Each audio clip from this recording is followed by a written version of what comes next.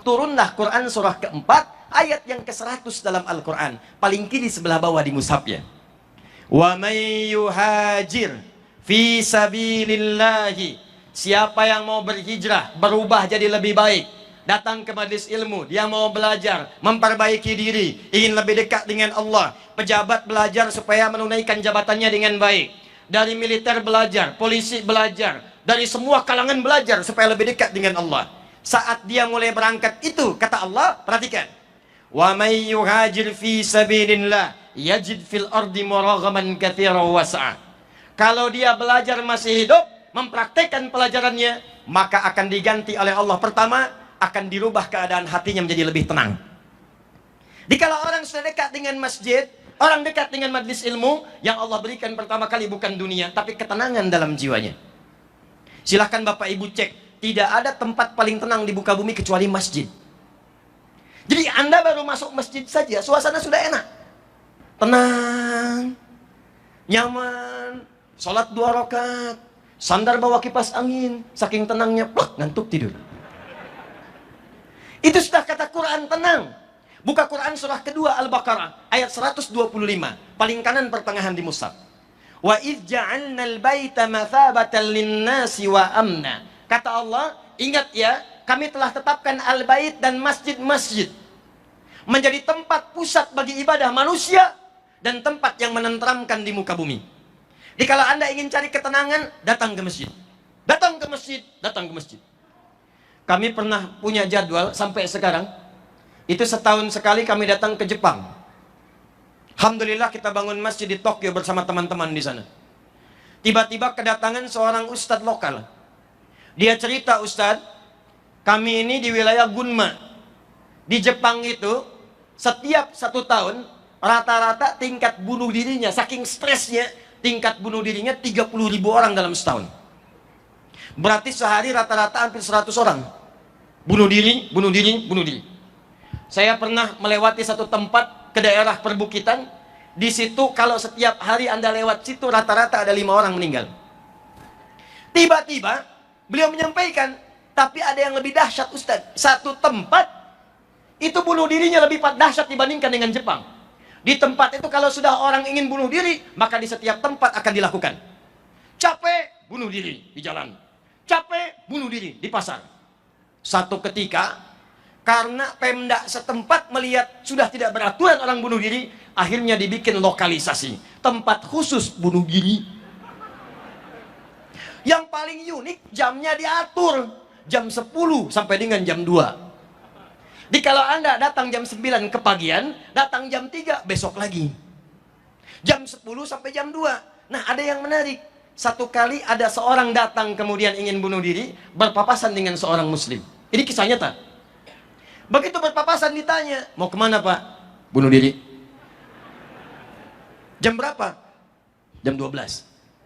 Oh, sekarang kan masih jam 11 Pak. Mau nggak ikut saya dulu? Saya akan bawa Bapak ke satu tempat yang memberikan ketenangan. Wah, saya takut nanti terlambat. Terlambat bunuh diri. Saya takut terlambat. Kata orang muslim yang tadi, jangan khawatir. Kalau Bapak merasa terlambat, nanti saya ganti kerugiannya. Ikutlah orang muslim ini, tiba-tiba diajak ke masjid. Masya Allah, sampai di masjid, sedang diadakan semacam pengajian. Baru datang ke masjid, duduk, diajak duduk di luaran masjid, baru duduk sejenak, saking tenangnya di masjid, mulai tibalah rasa kantuk itu. Bayangkan, orang bukan muslim pun datang ke masjid, baru area sekitaran masjid luarnya, baru duduk, merasakan ketenangan, ngantuk, tidur. Ternyata bukan orang Islam saja yang dekat masjid langsung tidur. Ada orang pengen bunuh diri, datang dekat masjid, langsung ngantuk, tidur. Begitu tertidur diamati oleh orang Islam ini, kok pulas sekali tidurnya. Mau dibangunkan gak enak. Ternyata bangun-bangun lewat dari jam bunuh dirinya. Lebih daripada jam 2, tiba-tiba terbangun. Begitu bangun ini kata yang muslim, Pak, saya tadi nggak enak mau bangunkan karena tidurnya terasa nikmat dan tenang. Sekarang Bapak sudah lewat jam 2, saya berjanji akan mengganti tadi. Karena kalau Anda lewat dari jam bunuh diri, saya akan katakan saya ganti. Kata orang tadi, saya tidak jadi bunuh diri. Kok bisa? Saya ini pengen bunuh diri karena sudah 3 hari saya nggak tenang, nggak bisa tidur. Ini saya aneh nih. Kok bisa di tempat ini baru duduk sudah ngantuk? Duduk tenang, ngantuk, nyaman, tidur. Ini tempat apa namanya? Begitu dijelaskan tentang masjid, tentang keutamaannya, dia katakan bagaimana caranya masuk Islam. Maka pada saat itu dia mengucapkan kalimat syahadat, asyhadu an la ilaha illallah wa asyhadu anna muhammadar rasulullah. Ada ketenangan dalam jiwanya. Kisahnya kemudian viral pada saat itu. Maka bupati wali kota setempat memanggil yang muslim tadi. Setelah konsultasi di dekat tempat bunuh diri tadi, kemudian didirikan bangunan untuk konsultasi pada seorang muslim tadi. Yang ingin bunuh diri, konsultasi dulu ke sini sebelum dia bunuh diri. Itu kisah nyata.